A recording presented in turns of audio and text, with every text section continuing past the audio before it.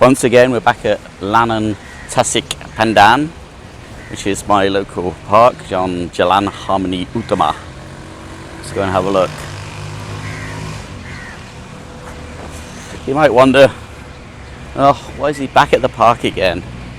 Just because it's much nicer, but you don't have to look at me all the time. There's things going on around me. The sun is shining. It's an absolutely beautiful day. You can hear all the birds, I'm sure, all the old crows. But I just thought we'd have a nice gentle stroll through the park. It's pretty much deserted this morning by the look of it.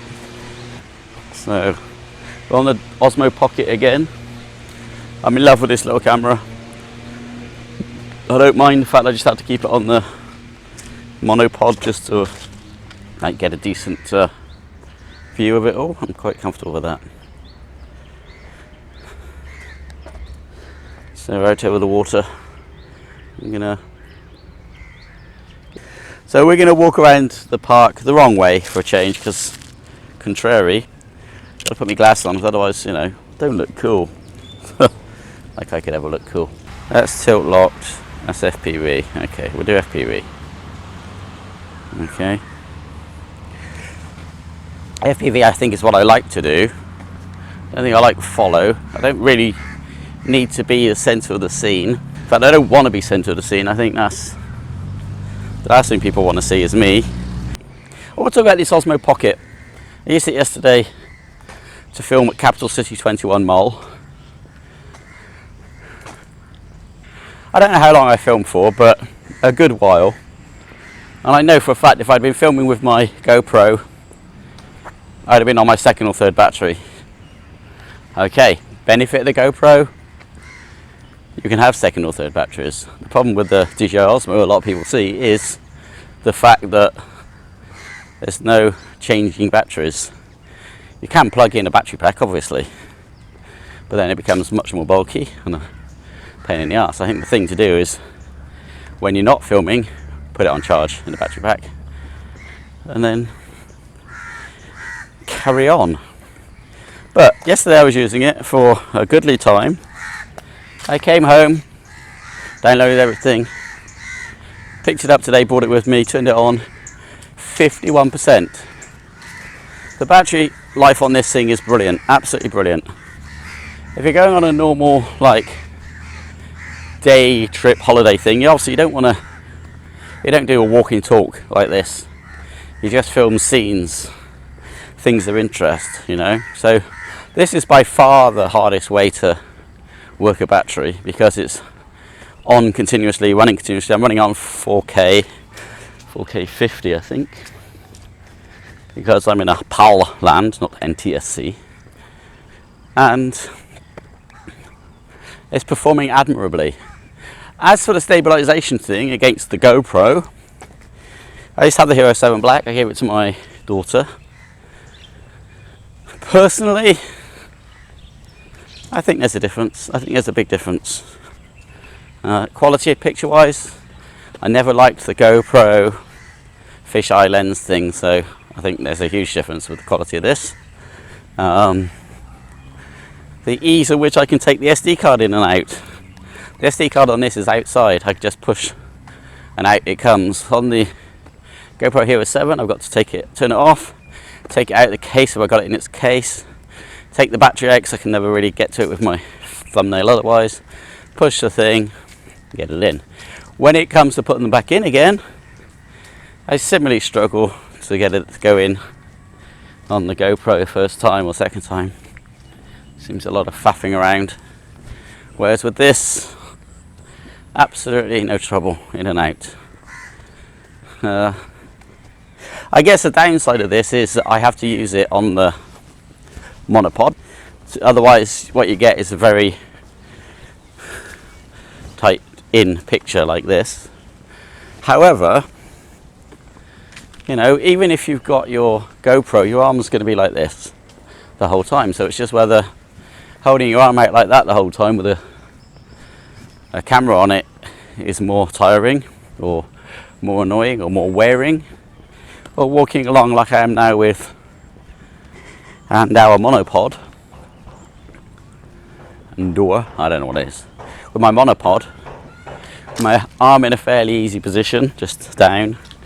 I can just point it up at me.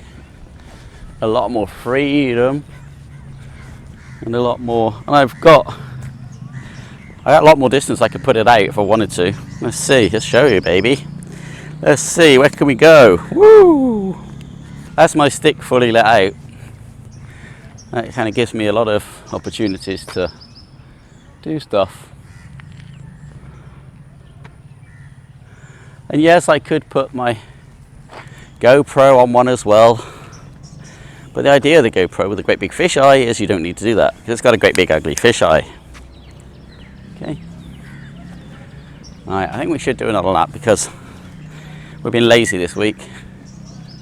Willfully lazy. The other issue people have with the Osmo always makes me laugh. They say, oh well, the sound's not very good.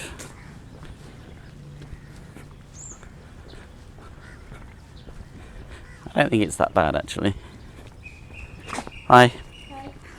But if you put the GoPro sound against the Osmo Pocket sound, they're both what I would call adequate.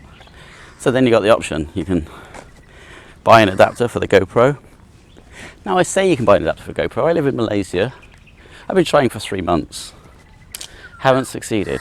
So since I've given my GoPro to my daughter, I've given up the whole idea.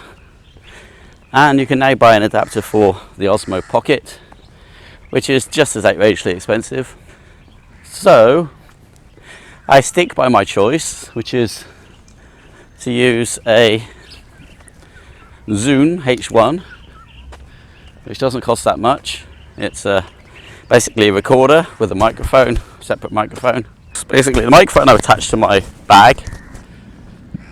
The cable runs through the bag into my backpack, and I just turn it on and pretty much forget it, because the battery, just a normal battery, you can change the battery, it's just to buy over-the-counter battery, lasts for ever. It's not producing pictures, producing sound only, so it lasts forever. Then all I've got to do is when I'm editing, I match the sound with the picture, and away you go. And but it's so difficult to match the sound with the picture. Well, imagine this. So sometimes I use 2 or 3 different cameras, filming different things, and then they're all going to have different qualities of sound, and then you put them all on the same film. That is tack. So what happens is, I've got the same quality throughout. But no matter which camera I'm using, I've got the same sound coming through. There goes the lizard. Oh, he's running, making a run for it. Can you see the lizard? He's in the water. There it goes. Probably didn't see it. Probably 4 foot or so. It's definitely not big, but it's definitely not small. And he's gone down, doing his crocodile stuff.